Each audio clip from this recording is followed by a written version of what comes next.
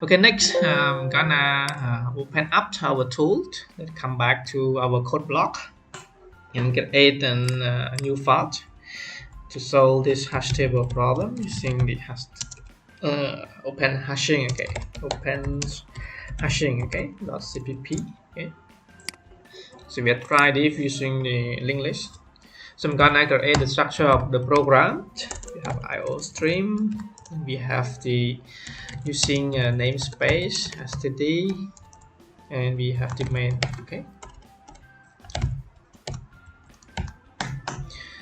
Okay, so as we can see that we are trying to create a like kind of array which is as a linked list. So we have the struct element, just like the way we create an linked list before. Okay, we have an element. Inside element we have some number, let's say our data or value, and whatever you put is fine. You have many more variables, just put it there. And you have the pointer next to make a link to another element. And we have the list structure as well, in which we have the end representing the size of the list. We have the head and tail. Okay, head, and we also have the tail. Okay, tail here. Okay, next we need to create an hash table, right? Because now we don't create like before. We say something like this. Let's say the size. No, because we're trying to solve the kind of problems of the hash collision. That's why we create it as a list. Okay, a list 80 here, which is 7. Okay, and to save our repetition of using the size 7, so just create a constant here, integer. Let's say the size, pass number 7, and then we just use the size instead. Okay. Next, you can create some function that you require, right? For example, create until list, initialize until list, so on and so forth. Okay, you can put it following the list is fine, or put after it is fine. Okay? So I'm gonna put here next to the list structure. We create a list, create an empty list. Okay, an empty list.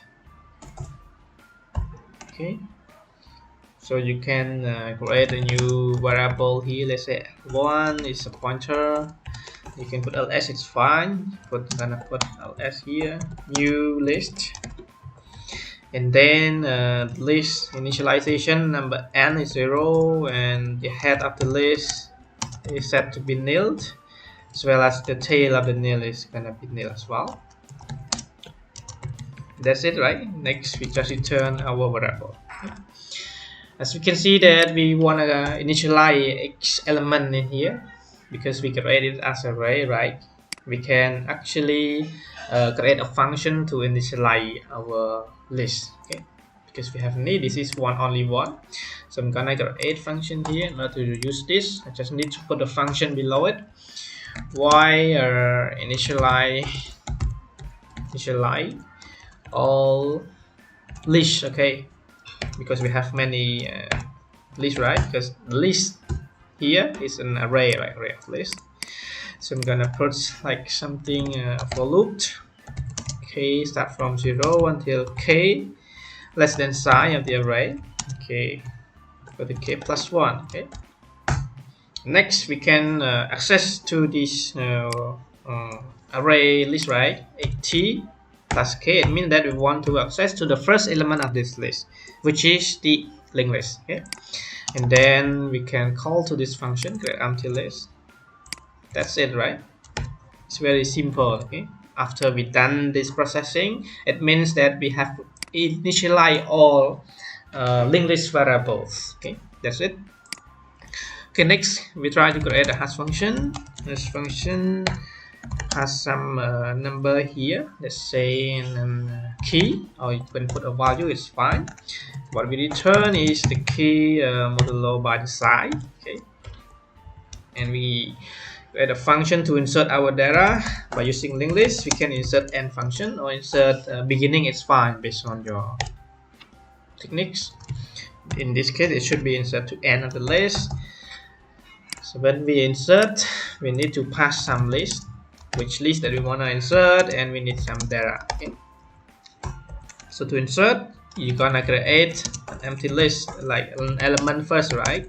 Element E, and then you create a new elements, just like we did in our linked list lab work. Element here, okay.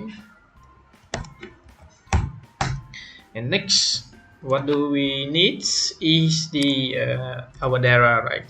We have the data here, which is something like name is data, right? Okay. So in here, I'm gonna put not data and let's say my data to avoid confusions. My data here, because we insert to another list, this means that next here gonna be nil. Okay. Next, we're gonna check if the data insert here, for example, the list does not have any element, any zero. This means that we need to say that these elements are becoming also the head as well as the tail of the list. Okay, let's head and also tail of the list, and then we increment 1 to the end variable because we add one element to the list. And next, we also have if else syntax. In case that there are at least one element in the list, it's not zero. It means that we're gonna connect our tails next to make connection to this element, right? We make connection to the current tail. We make connection to E. Okay. And next, we just need to update the tail. So E now becoming the tail of the list. And finally, we just increase this end variable. That's it. And how we can implement insert to end of the list. Very simple.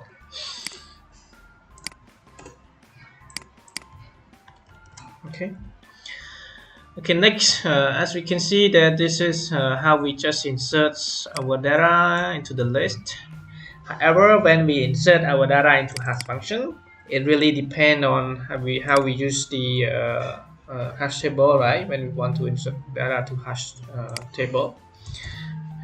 So let's say we want to insert some number, insert 80. It means that you want to insert data into hash table. Okay, so you can say add. It's fine. Okay, add data to hash table. Okay, let's put the full name here.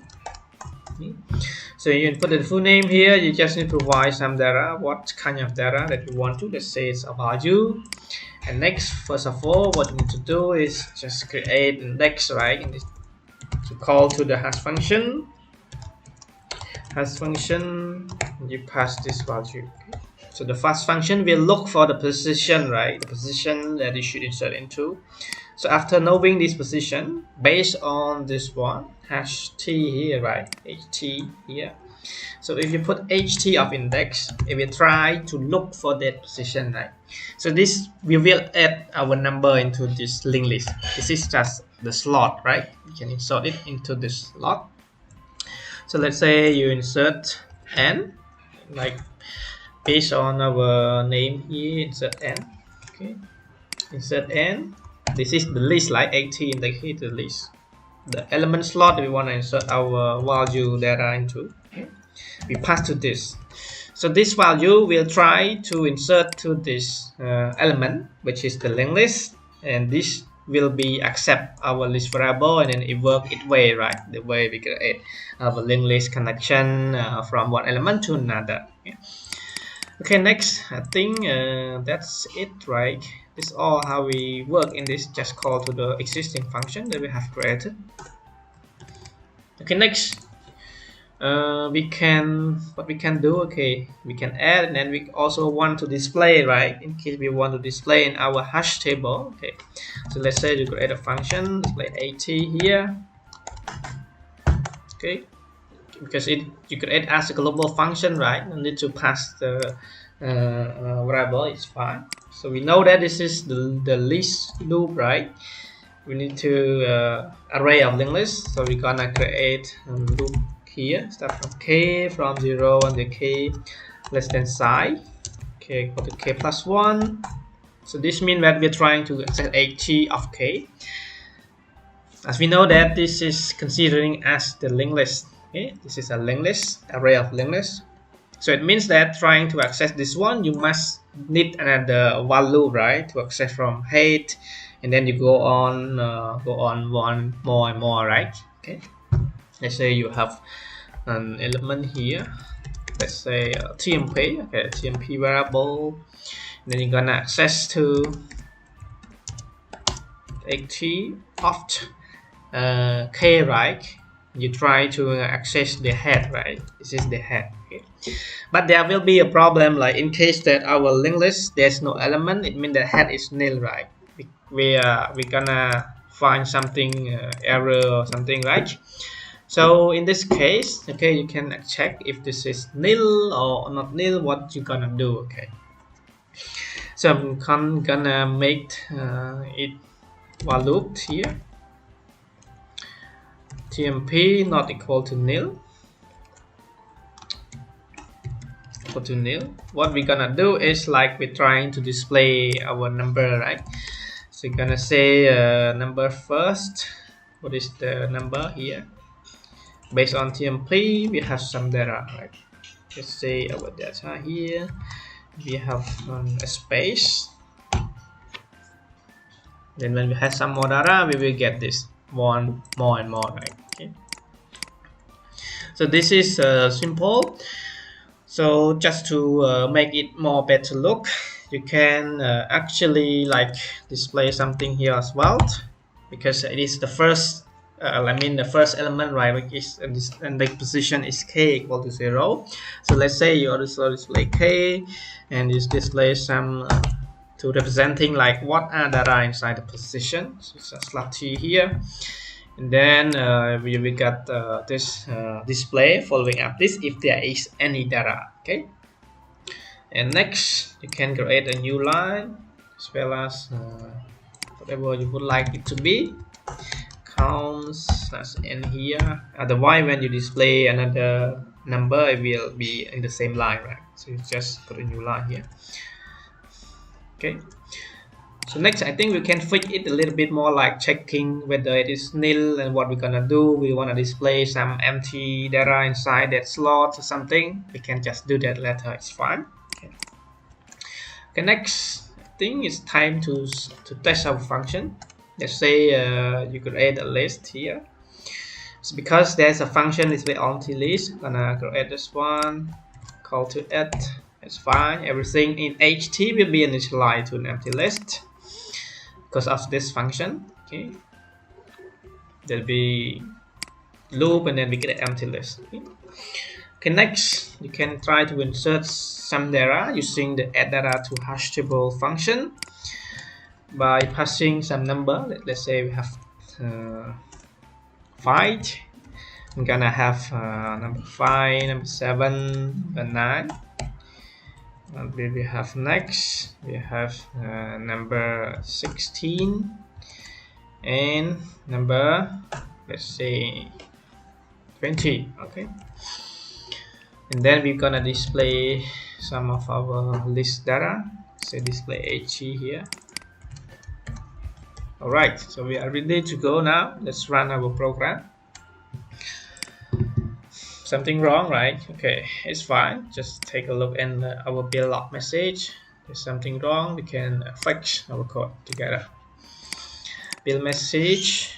So what is here? No match.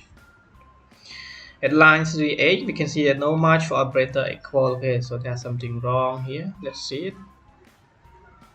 And close this. Line number 68, we have 68, it's here, right? Okay, you cannot put star here because this is just a pointer. When you create, just use a normal way, use your variable. Okay, next. Okay, I think in here there's something wrong, right? HashTable here, if you display this, it means that our code is still here, not move on next, right? So you're gonna say tmp equal to tmp next as well. Okay, otherwise your code will stuck there. Loop, infinite loop. Okay, next, this is what we get from our function. So let's check it if it's correct or not.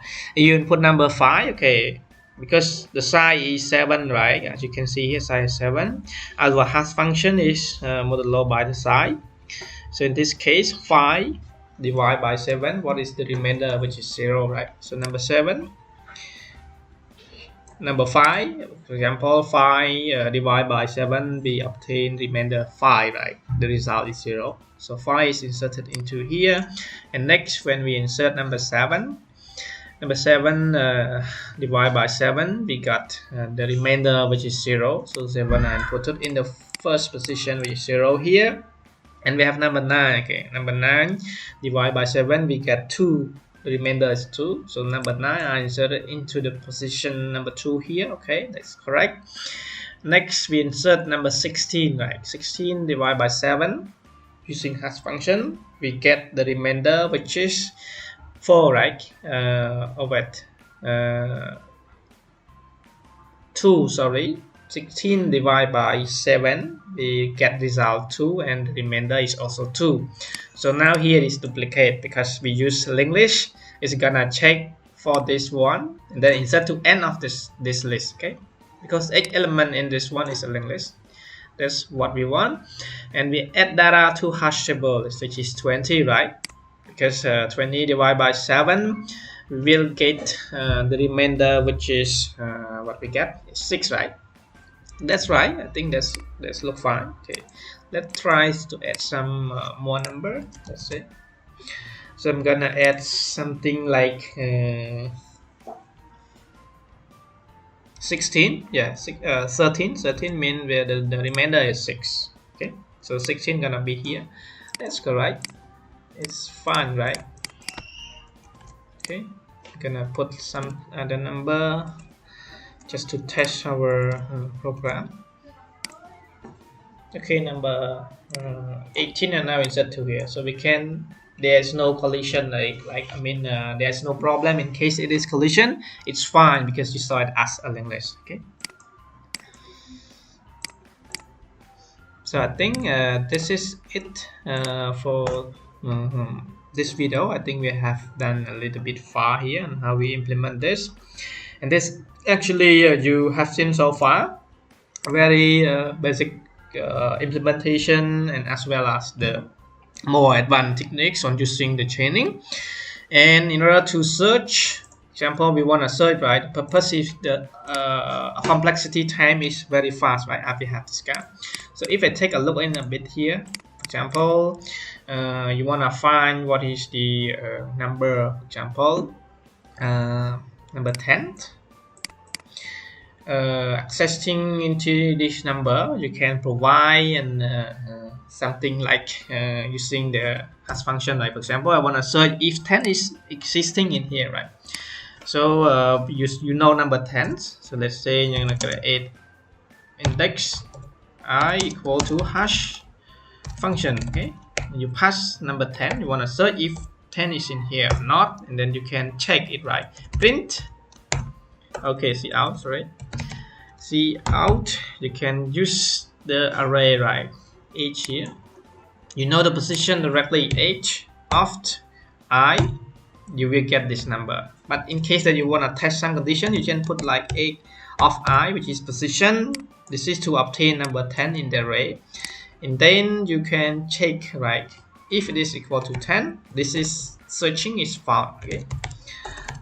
Searching is found. Okay, searching number 10 is found. Very simple, right? You don't need to loop to find and check, right? If use if and else. Okay, searching not found. Not found. That's it.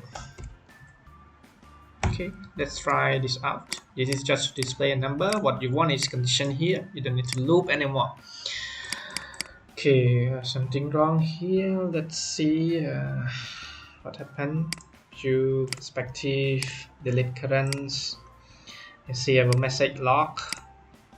Count was not a key scope. Okay, now count is supposed to be see out, right? Okay.